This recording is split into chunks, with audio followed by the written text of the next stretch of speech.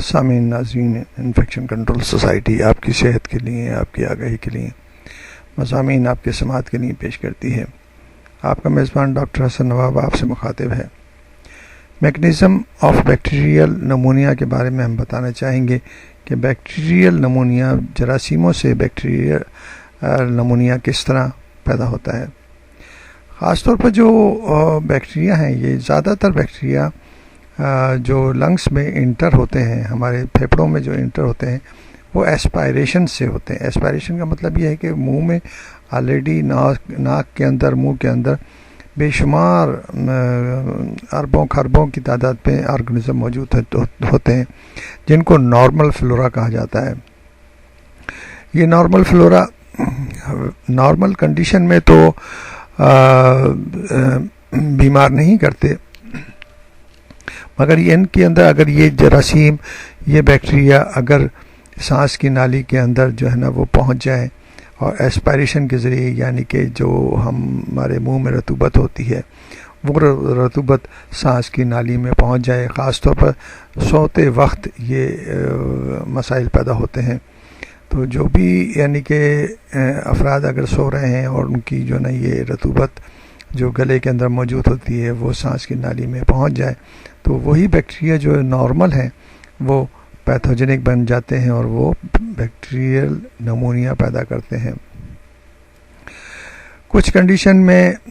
जो है ये इन्फेक्शन जो है बहुत मामूली तौर पर पैदा होता है और जिस्म उसको कंट्रोल कर लेता है, लेकिन बाज़ दफ़ा ये इन्फेक्शन जो है, ये जो बैक्टीरिया हैं, ये पूरी बीमारी पैदा करते हैं। इसके अलावा ये जो माइकोबैक्टीरियम ट्यूबरकुलोसिस है या लीजियनेला निमोनिया है, निमोफिलिया है, ये लंग्स के अंदर कंटामिनेटेड एयरबोर्न ड्रॉपलेट्स, यानी कि जो ड्रॉपलेट्स के ऊपर जो जरासीम होते हैं, जो अफराद बीमार हैं, पहले से बीमार हैं, और वो खांसने में और छींकने में और रतूबतों के ड्रॉपलेट्स जो हैं वो बाहर निकालते हैं। तो ये ड्रॉपलेट्स जो हैं, ये जो बारीक बारीक क़तरात हैं, ये इनमें जरासीम मौजूद होते हैं। जो अफराद उस सराउंडिंग में रहते हैं वो भी उससे बीमार पड़ सकते हैं। तो इसलिए ज़रूरी है कि एहतियात बरती जाए, ख़ास तौर पर जो लोग इस किस्म की बीमारी में मुब्तला हैं वो खांसते वक्त और छींकते वक्त अपने मुंह पे कपड़ा रखें, और वो ताकि वो सराउंडिंग में चारों तरफ बीमारी फैलाने का सबब ना बने। जैसे ही ये बैक्टीरिया लंग्स में पहुंचते हैं, लंग्स के सेल्स जो हैं, जो एल्वियोलाई हैं, जो बारीक बारीक छोटी छोटी थैलियाँ हैं, जिसके ज़रिए हवा जो है पहुंचकर हमारे जिस्म में शामिल होती है, ऑक्सीजन हमारे जिस्म में खून के अंदर शामिल होती है, उसके दरमियान में जो स्पेसेस हैं, उन स्पेसेस में ये बैक्टीरिया दरमियान में जाके सेटल हो जाते हैं और उसके बाद वो मल्टीप्लाई होने लगते हैं, यानी कि 1 से 2, 2 से 4 होने लगते हैं।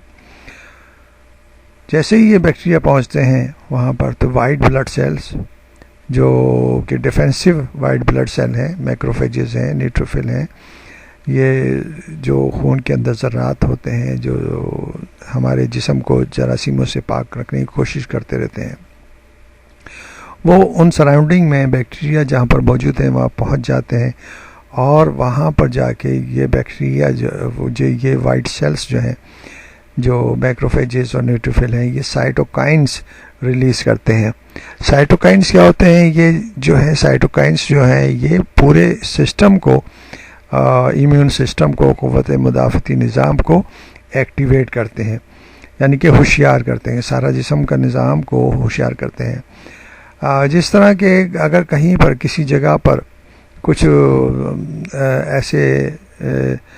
मसाइल पैदा हो जाएं कि गलत किस्म के लोग पहुंच जाएं, तो फ़ौरन ही हमारे उस शहर का, उस इलाके का डिफेंस सिस्टम जो है एक्टिव हो जाता है।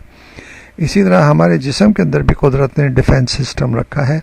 जैसे ही बैक्टीरिया या कोई ऐसे फॉरेन सब्सटेंस हमारे जिस्म में दाखिल होते हैं, तो हमारे जिस्म का इम्यून सिस्टम जो है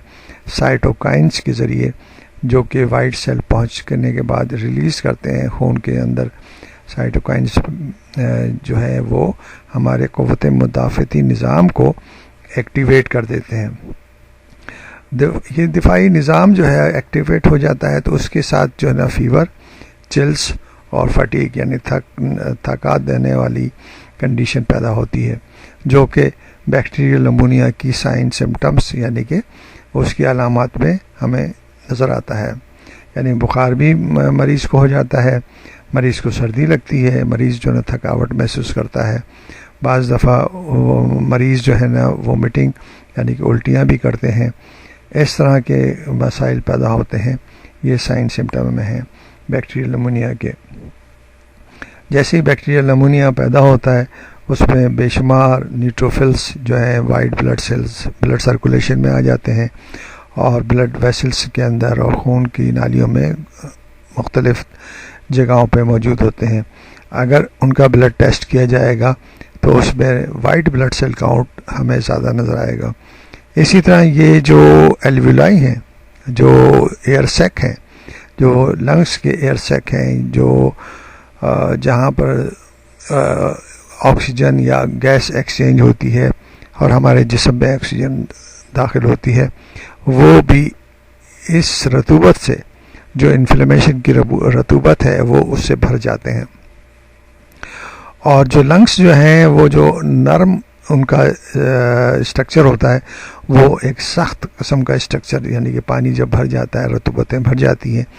इन्फेक्शन की रतूबत जो है भर जाती है तो वो सख्त हो जाते हैं। और अगर एक्सरे लिए जाएंगे तो एक्सरे में कंसोलिडेशन की साइंस नज़र आते हैं। तो फौरी तौर पर हॉस्पिटल जाने के बाद अगर किसी फ़र्द को नमूनिया है तो वहाँ पर एक्सरे किया जाता है और एक्सरे में देखा जाता है कि कंसोलिडेशन तो नहीं है। अगर कंसोलिडेशन है तो ये डायग्नोसिस होती है कि उस मरीज़ को नमूनिया हो चुका है। इसके अलावा जो हमने पहले साइन सिम्टम बताए हैं